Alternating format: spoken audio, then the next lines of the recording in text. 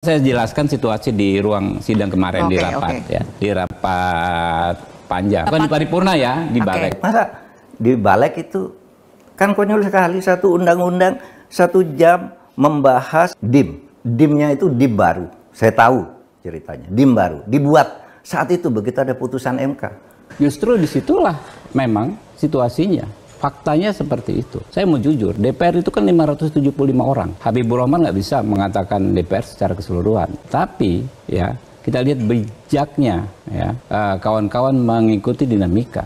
Itu sudah disampaikan. Ini belum revisi ya. Pada akhirnya kan tidak revisi kan. Sudah disampaikan ya bahwa ini proses yang sudah berlangsung lama. Dan perlu dipahami ini bukan tiba-tiba. Jadi ketika kemarin di tengah-tengah Munas, saya membaca bahwa akan ada revisi undang-undang, saya langsung tanya kepada wakil ketua balik dari Partai Golkar. Ini kok tiba-tiba ada begini? Oh ini bukan tiba-tiba, dikirim kalase draftnya. Proses ini sudah panjang, ini draft ini dari Januari. Dan sebelum Januari, sebelum lahir draft itu sebelumnya, hanya sekarang kebetulan bertepatan keputusan MK. Ya benar Pak Abi kan? Jadi bukan tiba-tiba itu. Nah, jadi saya terima draftnya itu draft final. Itu Januari 2024. Dulu di undang-undang yang diajukan pada bulan Januari itu belum ada urusan umur itu, urusan umur untuk cagup. Belum ada, kok tiba-tiba muncul sekarang katanya itu undang-undang yang diusulkan pada bulan Januari oleh Presiden. Waktu itu belum ada kasus itu. Kok tiba-tiba muncul DIM sekarang? Kan berarti bohong itu. Iya kan? Bohong banget. Karena orang tahu ini nggak tepat untuk bersandiwara lagi. Kurang 7 minggu ini jabatan ini, ya kan? Yeah. Mau sandiwara lagi. Ini kan yang dikejar di Pak Mulyono aja di mana-mana. Nggak ada tuh berteriak Prabowo. Dulu iya waktu Pilpres. Pak Mulyono mesti Pak Jokowi kan? Pak Jokowi, Pak. Yeah. Maaf. Ini nama aslinya Pak Jokowi kan Mulyono. Jadi orang secara politik itu sudah punya kesimpulan bahwa ini memang permainan. Ya dari Pak Jokowi menurut saya. Artinya kesimpulan umum sudah begitu sehingga rakyat tuh turun ke jalan dengan sendirinya dan tuntutannya Pak Jokowi. Rakyat sudah tidak percaya lagi. Dan menurut saya itu benar.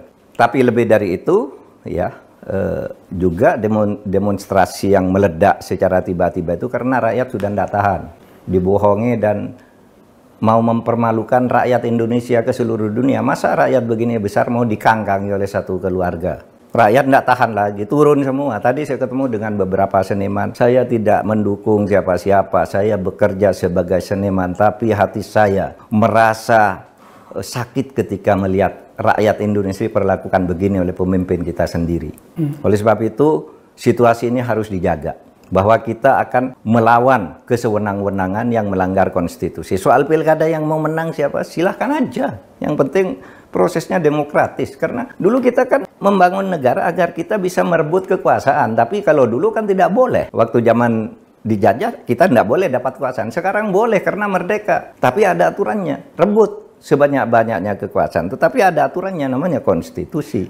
Karena sebenarnya ini kan merupakan rangkaian dari usaha-usaha untuk membegal demokrasi. Kan ini rangkaian nih. Ini rangkaian. Ingin memperpanjang jabatan 3 periode, kita protes keras, habis. Itu usaha-usaha dari awal untuk memperpanjang periode, untuk menambah 2 tahun, kemudian sesudah kalah lewat pengadilan lagi, sehingga rakyat marah pada waktu itu. Nah sesudah itu ngakali lagi ke Mahkamah Konstitusi. Iya kan? Masuknya Gibran itu menjadi calon, itu pelanggaran yang luar biasa. Saya ngatakan ini berani wong sudah diputus oleh MK bahwa itu melanggar. Jadi semua dilakukan untuk melakukan ini. Nah sekarang ketemu batunya. Rakyat sudah sampai di leher. Sehingga demo kemarin nggak bisa dibendung kan. Nggak bisa dibendung oleh siapapun. Nggak bisa dibendung oleh siapapun karena itu organik. Itu aja. Kan dulu saya sudah bilang. Saya bilang ini kalau Anda begitu terus, Tuhan akan turun tangan. Saya bilang Anda berbuatnya sudah jelek. Sekarang kita mulai dulu. Dari kasus ini, Mahkamah Agung misalnya kan. Yang menjadi rujukan ketika kita mengambil keputusan ya, disebut ada 2 putusan lembaga yudikatif. Yang pertama di dalam amar putusan Mahkamah Agung ya, disebut begitu. Ya kan ya, sejak saat dilantik. Yang kedua dalam pertimbangan putusan Mahkamah Konstitusi.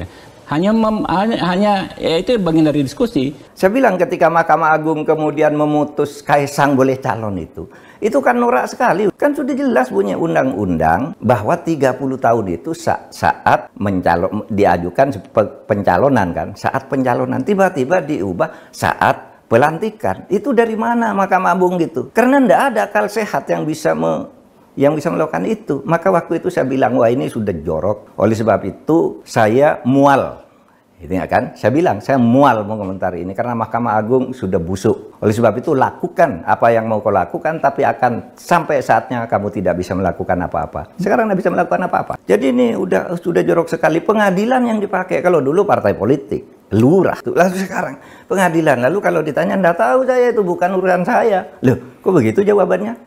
Dia kan penanggung jawab dan sudah tahu bahwa itu permainan politik. Itu semua orang bodoh aja tahu bahwa itu permainan politik. Nah, itu satu ya, bahwa Tuhan turun tangan. Alam semesta memilih jalannya sendiri untuk memperbaiki. Itulah yang disebut semesta mengatur. Assalamualaikum warahmatullahi wabarakatuh. Jumpa lagi dengan saya di Camp TV Channel. Barusan kita saksikan ya sebuah perdebatan yang cukup menarik dan sangat apik sekali ya. Ya memang ini bukan perdebatan yang secara langsung, tetapi memang topiknya kebetulan memang sama yang dibahas ya, antara Pak Mahfud MD dan juga Waketum Partai Gerindra Habibur Rahman dan juga kader Partai Golkar ya, Bang Nurdin Halid ya.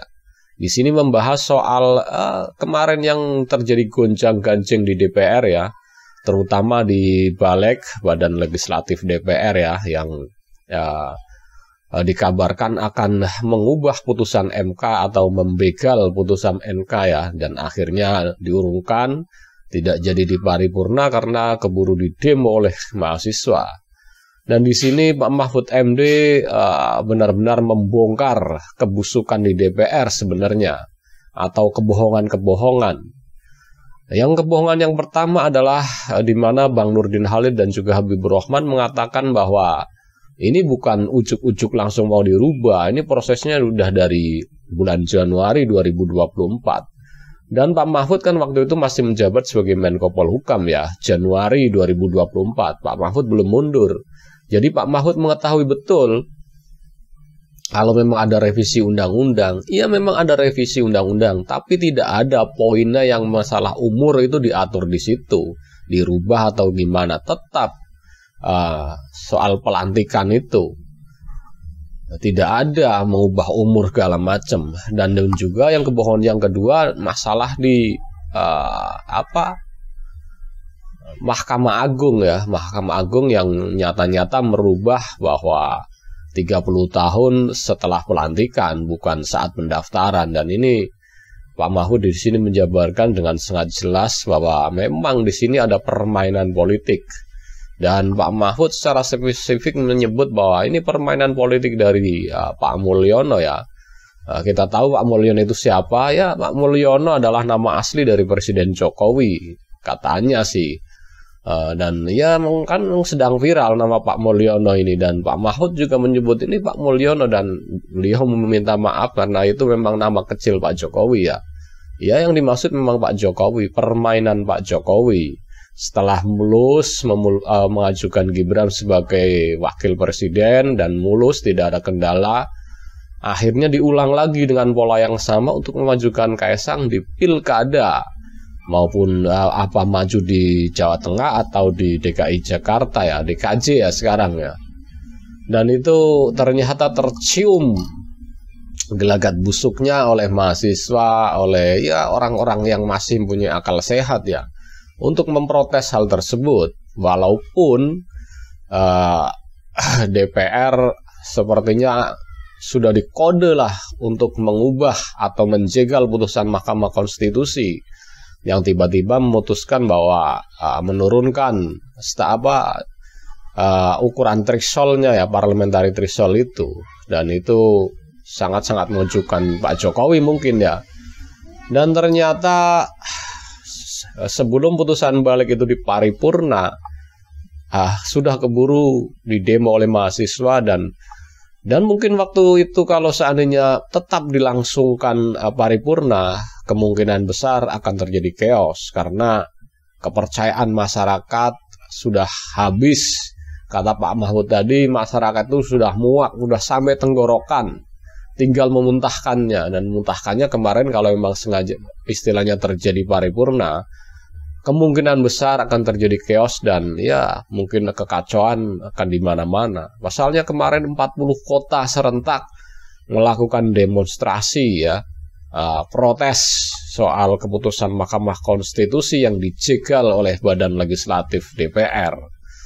Dan itu kata Pak Mahfud di sini juga Pak Prabowo ikut berperan bahwa ya biarkan saja mereka memprotes dan jangan diteruskan, kalau diteruskan nanti kacau semua. Karena Pak Prabowo sayang dong, harusnya dilantik nanti nggak jadi dilantik, kemungkinan besarnya itu juga. Ya oke, mungkin cukup sekian dulu reaction video dari saya, dan jangan lupa kalau Anda ingin berkomentar silakan tulis komentar Anda di kolom komentar, dan bagi yang belum subscribe silakan subscribe, dan supaya dapat tontonan bonus video terbaru dari Camp TV Channel. Salam waras.